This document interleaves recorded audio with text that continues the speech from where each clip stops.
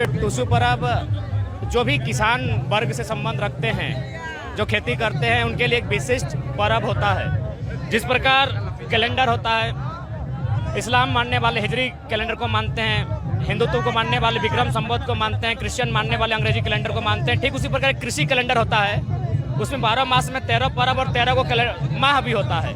उसी में एक माह आता है आपका पूस माह।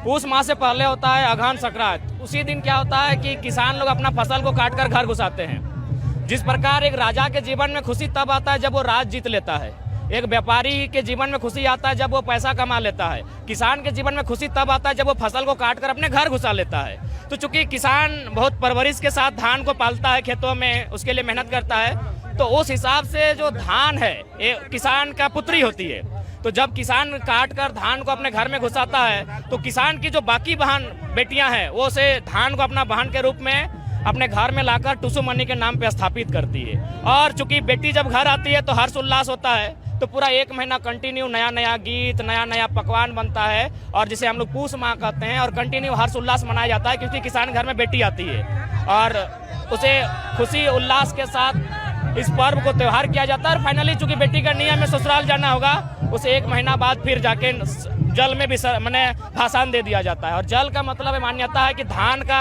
जो ससुराल होता है वो जल होता है, इसलिए कि धान में अगर जल मिलेगा तो ही वो अंकुरन हो सकता है। तो ये एक सांस्कृतिक एक कृषि आधारित पर्व है।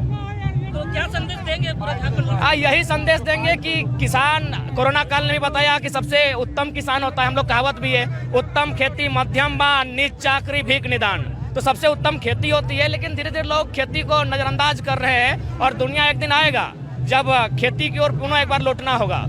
इसलिए मेरा मानना है कि नौकरी से 100 में 10 का पेट भरता है, व्यापार से 25 का भरता है, एक कृषि ऐसा है जिससे 100% का पेट भरता है। तो ये कृषि त्योहार है। टुसु का मतलब धान, और ये डिजाइन आप देख रहे हैं इसको चोड़ल कहते हैं, एक तरह से पालकी, बेटी पालकी में विदाई होती है। तो बेटी हमारी जो धान है उस चोड़ल में रख के उसे विदाई किया जाता है, वो चोड़ल एक पालकी है।